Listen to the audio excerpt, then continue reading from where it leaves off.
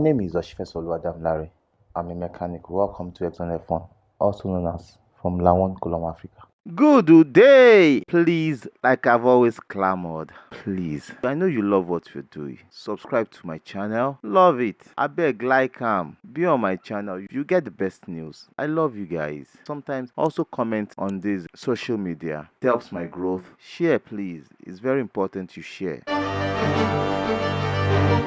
Hello, wonderful people. Now we are doing more rebranding. Very soon we'll be having merch and perks that you can get on the channel. But for now, you can give us super thanks, super messages. You can join or subscribe, which is great for us. And whatever you give us through YouTube is helping us to build more content. Now we are doing like 2-3 videos in a week. Sometimes we do 5. We can do more content for you. We can tell you more truth you need to know about F1 and what they hide from you guys.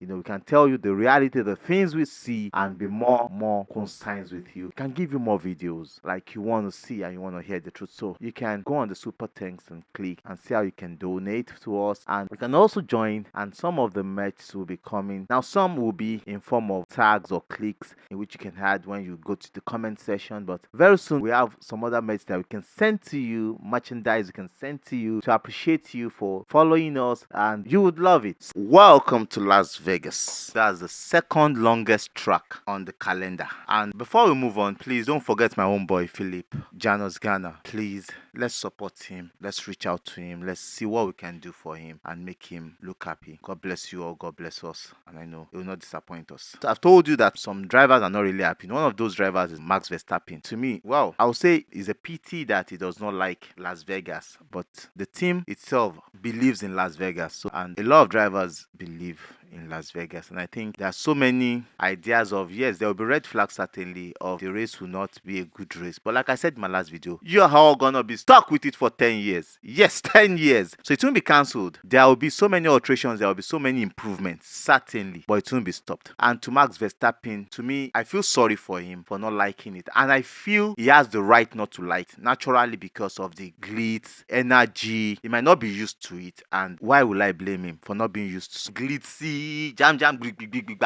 life that they live? So he's not used to it, but I think he should just blend with it. So far is what FIA wants, that's what F1 wants, is to promote the sport, is to make the sport bigger, and for the team to believe in it is a business strategy, and it's still a Grand Prix. For me, I believe it's going to be one of the toughest Grand Prix this season for the drivers, because technically it's going to drain them, it's going to work on them. That Grand Prix is going to drain a lot of engineers and drivers. It's just like driving on cold ice for them, so it's going to be difficult. So I think he needs to enjoy it while they were being called during the opening ceremony, because the opening ceremony was so explicit because of the lighting. The lighting was just out of this world, and I think that was why the FIA said the blue, red, and yellow light band sphere colors will be cancelled during the Grand Prix because it will distract drivers, which is normal. I think there are still some things they need to cancel, but you need to look at the opening ceremony. The opening ceremony was loud and proud. The fans were crazy. Americans, they like to do their own spectacularly, calling the drivers the musicians. Yeah, some people don't like it, but that is America for you. Look at Miami. It was glitzy, it was lively, it was everywhere. So a lot of drivers had to flow along with it. You need to flow along with it. It is what the sport wants. So just flow along with it, no matter how you complain. So I'm feeling for Max Verstappen seriously. No matter how he complains, he does not change it. He's not going to change it. He's not going to take it off the calendar next year. They can only improve. You should just feel blessed to be there and just adjust and adapt to it, because it is what they are going to do for the next 10 years. And to Chris Ona, he's feeling great that Las Vegas will be one of the best races this season, and he can't wait to be there. He's already there already, and I think he will enjoy it. But certainly enjoying it for him is all business. So what else do they want to talk about? It's all business. Going into F1, I think almost all the teams brought new liveries. It's only Mercedes I think I've not seen. Almost all the teams. So you can see the business aspect of it, technical aspect of it too is more, because it's going to be draining, like I said, and business aspect of it is just it. So Las Vegas is just everything, fully focused on everything. Anything that brings business is what they're doing in Las Vegas this weekend. And for the opening ceremony, I hope you guys love it. It's just a characteristics of the way Americans make their things work. Look at when Afrobeat became big. The Americans pushed Afrobeat to the level that, they showed us Nigerians that they appreciate it more than us. So it was so big. So Americans would do that, and you can see the way they promoted their music, promoted their artists. Everybody came up. It was glitzy, it was lighting, and it's just showing us that they are really ready for the occasion. So now, how is the occasion going to pan out? With Andretti and the Cadillac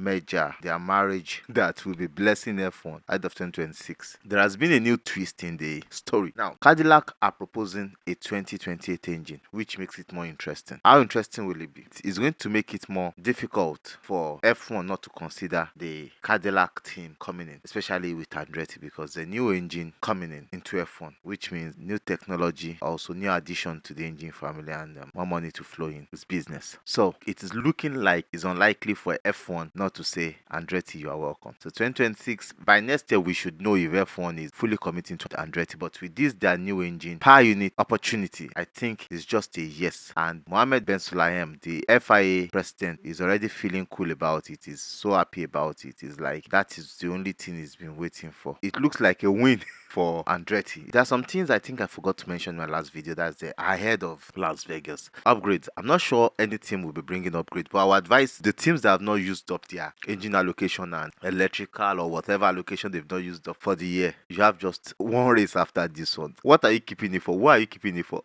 For your grandchildren?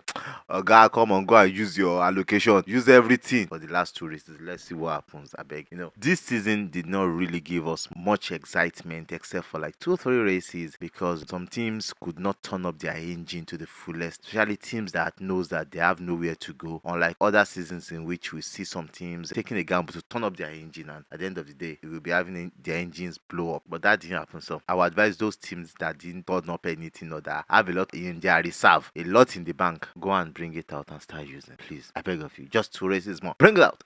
Yeah. So, and again, like I said, I'm not sure anybody will be bringing upgrades, because why are they bringing upgrades? It's a new track. It's just simulations, and they don't really know much about the track. So why bring upgrades to a track you don't know? What they'll just bring are track specific upgrades, which are for the rear wings or front wings, or that's the major teams will bring, front or rear wings. Nobody will bring any upgrade, and it's already 2 races to the end of the season. Well, what upgrade do they need again? No, that's all. No upgrade. One of the things I forgot to catch up with you, my fans, is that this is a new track, and it is fast flowing, and they are going to be running on cold tires most times.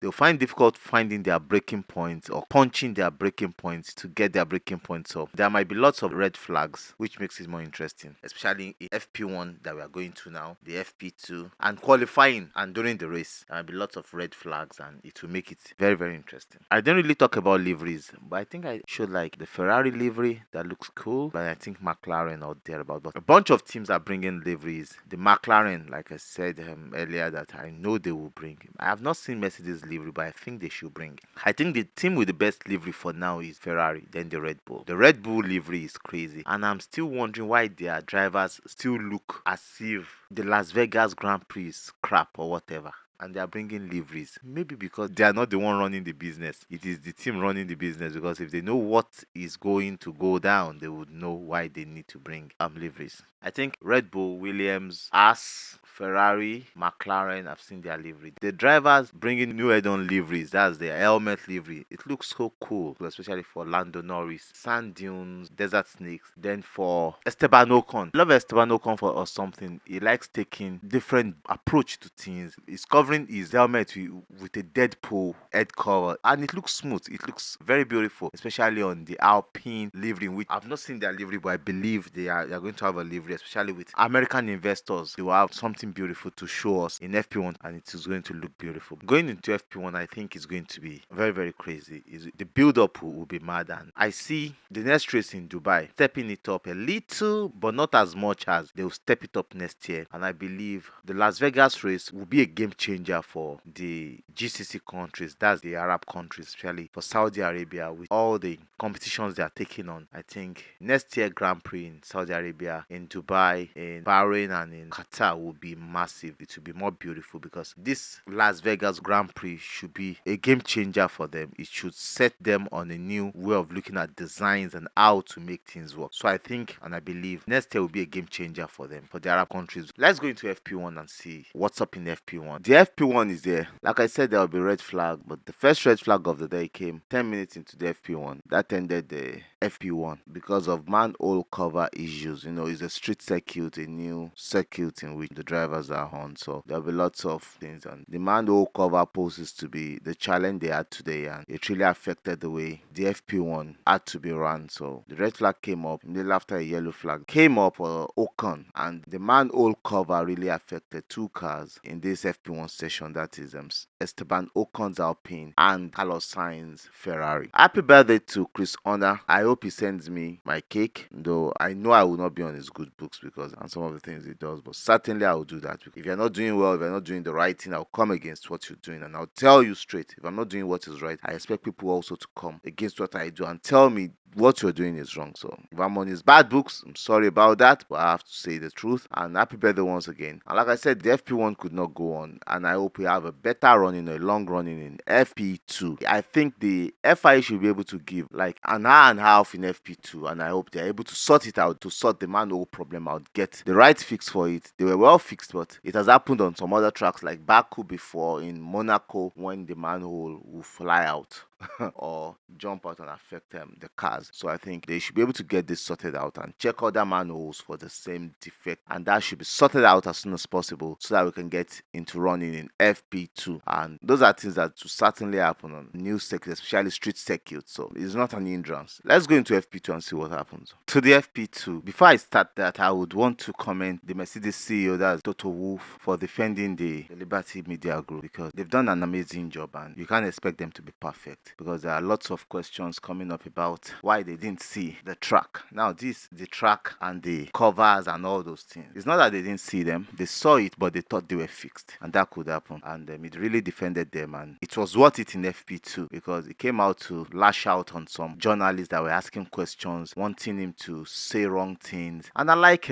Frederick Vasseur, the team principal of Ferrari, for also trying to hold up his own gap, because he could have said things that would be hurting, he could have said things that would not be nice, but he was able to hold himself and telling them not to ask him some questions that he felt were not necessary because they were getting on his nerves, because it's just like spending more money. Ferrari just came up with some new allocations to escape grid penalties because they know they have 2 more races to challenge the Red Bull. I think they changed some of their engine, I think their engine and some things, and that happened, and they are going to do almost the same on Carlos Sainz's car. That's they are going to look at the engine, the chassis, that's the monocoque, the battery, and they're asking questions and they're looking at millions, and the FIA does not give room for that if the track damages your car, you have a compensation for it to change it without it being in your allocation. And I think FIA should look at this. This has been going on for years. I think these rules are not normal rules because the drivers didn't build the track this time. If I was saying the last time the engineers built the car, now the drivers did not build the car. You as FIA, you are meant to check the track, and fine, you didn't see it coming, so it's not an onus on the drivers to suffer it or on the team to suffer it. FIA will always be FIA. They won't take responsibility for things like that. The team will take responsibility for it. The worst they will do is you have to go to the rules. It has already been written in the rules that this and this and this. Well, it has been written. Carlos Sainz will be taking a 10-place grid penalty for that, for something that did not purposely happen on him. Carlos Sainz will be suffering that. And I really feel for him because he's paying the price of what he didn't do or what he didn't bargain for. Well, it is what it is. And credit to Toto Wolff and Frederick Vasseur for standing out for the integrity of the sport and for Liberty Sports Media, because it's a beautiful job they've done there. That track is, for me, after watching the FP2, I think that is one of the best tracks I've seen for overtaking and for good race. The slipstream effect is crazy. It is high, as in it's going to be a good racing. For qualifying, it might not be a good track for qualifying, but for racing, I think that track would be a good track for racing. And to Max Verstappen,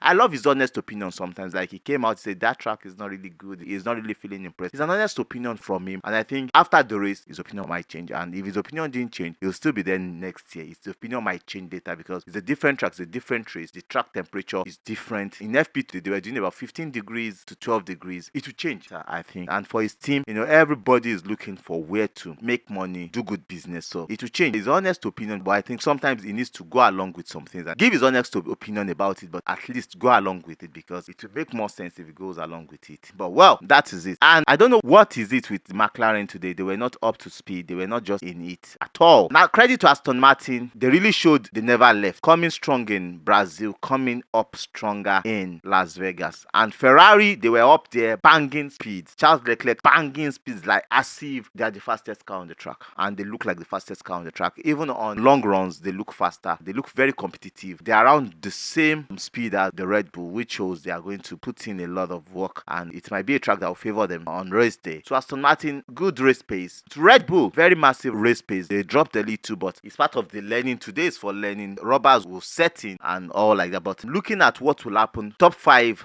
I'm still looking at it and I see Aston Martin, Ferrari, Red Bull, Mercedes and Williams. They are looking strong. So those might be teams that would really look strong in qualifying and in the main race. In qualifying, it's looking like the Ferrari, Aston Martin and Mercedes, I think. So the Mercedes didn't drop off pace. They were just trying to manage tires today. I believe it looks like the 3 of them. Then the Red Bull, actually, they are in place. So you can't count them out for pole position. They look strong. They look very strong right there. But for the McLaren, well, they're not looking strong. Maybe tomorrow during the FP3, they might come out stronger, get a good setup, a better setup, and be up there. But it's not really looking good for them today. And sorry to the fans because they had to excuse the fans to go home because of the curfew. It was already late. The practice started around 2:30 a.m. A lot of fans wanted to wait, but I don't know. It is their will to wait. Las Vegas is a bubbling place, but I don't know why FIF1 would tell them to go home. At that point, I think it's a shame. And for the fans that want to support, they gave them a bad impression. They can wait. It is their money. Will they refund them back? I don't know, but it's their money. If they want to wait, it's their wait, not your wait. So I think they should have allowed them to wait, enjoy the race before going. So it was around 4 a.m. American time. That's around 1 p.m. here when the checkered flag was out. I think a lot of drivers will have to rest a lot. There will be like 2 or 3 hours curfew. The track would have been open by now for cars to go through, then to be locked around 7 p.m. tonight or 8 p.m. so they can go into FP3. But let's see what happens. It looks like a very beautiful race we have in our hands on Sunday. But up until then, up until tomorrow, FP3 qualifying. I love you guys. I love you. Bye. Chee.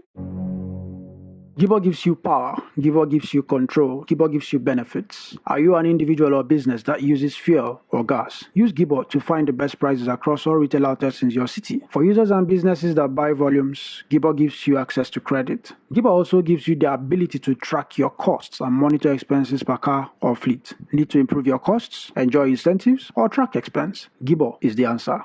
Enjoy 5% discount on your first 5 purchases when you get your next fuel voucher from Gibor. Log on to www.gibor.co to enjoy this. Retail outlets wanted nationwide. I have a new friend in the house. We are in Nigeria here, West Africa. He provides internet for us. They provide the best internet around the mainland, and I know they are still moving to the highland and they are moving all around Nigeria. But for you to get internet on the mainland, contact Fibrad Telecom Limited. They get you sorted out ASAP. The best cable internet on the mainland, fiber, I think they get sorted out. We talk much about them in the course of some of our videos, but contact them, they get sorted out. Teams Gadget is for those of you that cannot easily go to the market to get your phones, your laptops, your accessories. Just place a call through. His phone number is there. It gets you the best. It's your shop plug to get you the best phones, accessories, laptops, games, and other accessories for your computer gaming experience. Contact Teams Gadget and you get them for you.